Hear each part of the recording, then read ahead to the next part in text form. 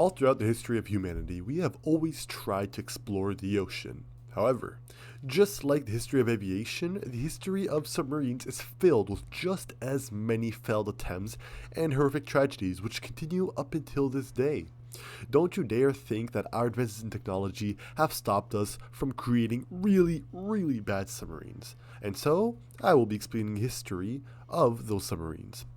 Hey guys, if you guys didn't know, my name is Sir Pinkala, and today I'll be explaining the history of bad submarines and the stories behind them. Now, the first one on our list is Alexander the Great and his attempts to conquer the ocean. See, there are two popular versions of the story.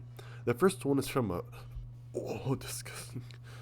French novel from the 12th century that claims that after having conquered much of the world, Alexander wanted to seize control of the world beneath the oceans, and so he orders the construction of what is essentially a glass diving bell, which he intends to use to explore and conquer the sea. After his little trip, Alexander emerges shaken from the experience, having learned that big fish will eat small fish, and apparently this affected him really deeply. He comes to realize the folly of his desires to conquer the oceans.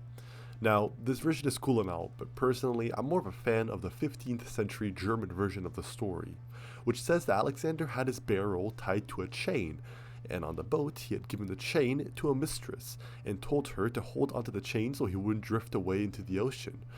But then, right as he disappears under the ocean, the mistress invites her lover onto the boat and yeets the chain into the sea, thereby leaving the dude trapped in what is now a glass coffin. Now, for the record, these stories are probably fake, but I like to assume they're not. As during the Middle Ages, a genre of novels called the Alexander Romance, which were fictional stories of Alexander the Great and his adventures, were common and were in fact quite popular. Now, this puts an end to Alexander the Great's attempts to conquer the oceans and any other submarine trials he had in mind. Now, after this, there weren't that many advances in submarine technology. Aside from a few drawings during the Middle Ages and the Renaissance era, there weren't that many big leapfrogs. And the reason for that is because there just weren't enough resources and time and dedicated energy into submarines, since the concept wasn't the most useful. This was until the Confederates created the first submarine, you could say, during the American Civil War in the 19th century. See, during the US Civil War, the Confederates were getting completely screwed over by the total naval blockade created by the North, as it had a far larger industry and so could afford to create a larger navy. This began to take a heavy toll on not just the South's economy, but also their war effort. This led to the South trying to find new innovative ways of taking on the US Navy, as trying to do so with conventional tactics would be practically impossible due to their circumstances. And so they came up with the H.L. Hunley, a submarine that is probably up there in the list of military technology with the worst kill-to-death ratios of all time. It's genuinely horrible. The sub could quite literally do absolutely nothing properly and caused far more harm to the South than it did to the North. This iron coffin ended up sinking 4 times throughout the war, killing its entire crew nearly every single time. The most famous example of this is when the H.L. Hunley engaged in a battle with the USS Housatonic, where it managed to sink the enemy ship using a bomb at the end of a stick, which, as a side effect, also ended up liquefying the H.L. Hunley's crew alongside it, which, fair trade if you ask certain people. Southern engineering, am I right?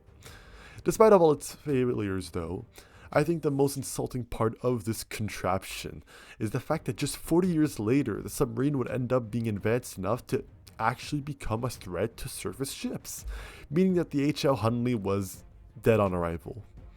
Speaking of proper submarines though, just because they had actually become lethal, it does not change the fact that they were still completely garbage to live in, which brings us on to the living conditions of submarine crews during the World Wars. Life on a submarine during the early to mid 20th century was just pure hell on earth. For days, you'd get no sunlight, awful preserved food, and no personal space. Alright, that is a bit of an exaggeration, as in the average submarine, each man had about a whole 1 cubic foot of space, and had to sleep in bunks, and had almost no personal room. And don't get me started on temperatures. The engine room could read temperatures as high as 100 degrees Fahrenheit, 37.7 degrees Celsius, and with 80 to 100 men crammed into an underwater pipe, life on the submarine was unbearably hot, sweaty, and just disgusting. The air was so bad that the crew couldn't even ignore the pain with cigarettes, as their lighters would struggle to turn on due to the lack of oxygen. And to make matters worse, there was little water available for bathing, and on long patrols, most men only showered about every 10 days or so, which, to be fair, that's how most people nowadays end up doing it. Laundry was out of the question. Because of those conditions, submarines develop a unique smell, a unique scent, a combination of diesel fuel, sweat, cigarettes, hydraulic fluid, cooking, and sewage. Make a candle out of that. I'll buy it. Speaking of sewage though, submarines had the luxury of only being able to dump their sewage whenever they surfaced, which meant that they had to carry their waste with them wherever they went, thereby wasting space and weight, which the submarines were already short on.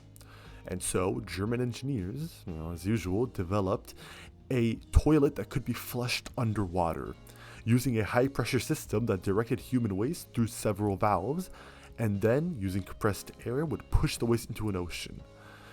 This meant that the U-boat had the ability to remain undetected, as it didn't have to surface in order to release all of that human waste. I know, phenomenal. Unfortunately, these high-tech toilets became extremely complicated to use. They were so difficult, in fact, that a waste disposal unit manager had to be on board, as they were trained toilet operators, and we were the only ones who knew how to properly dispose of the human waste through these intricate toilet systems.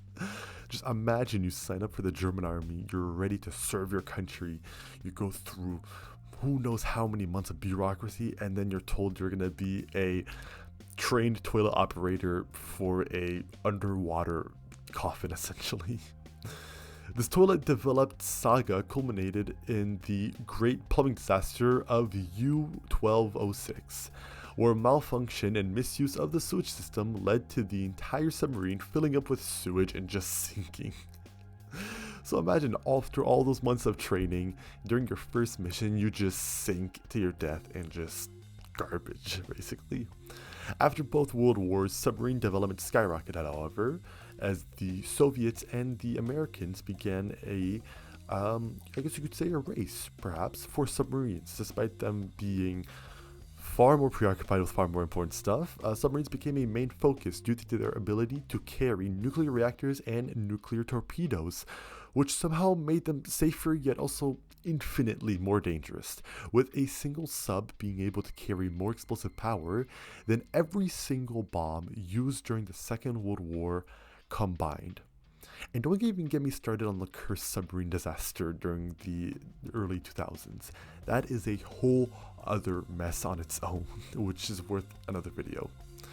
However, this doesn't mean that life on submarines got any better, as now with nuclear power, the crew went from having a bit of sunlight every couple days to only having a bit of sunlight every 2 to 3 months.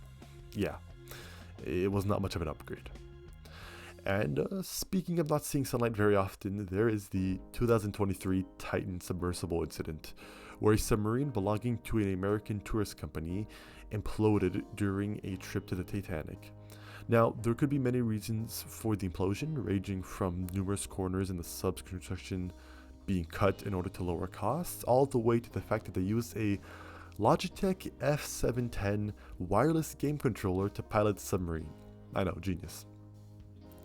But from this event and this video as a whole, we can all learn a very important lesson, something that will stick with us for the rest of our lives, which is to never, ever, ever let the idea of confined, hot, sweaty men entice you into going into an underwater metal coffin, as it will surely end terribly. Thank you all for watching. This is your host, Serping a Lot here. Make sure to comment, like, and subscribe, of course. Join the Discord if I remember to put it in the description, which I probably will not. And I wish you and your loved ones all a wonderful day. Peace out. It was fun making this video. And yeah, bye-bye. Have a good day.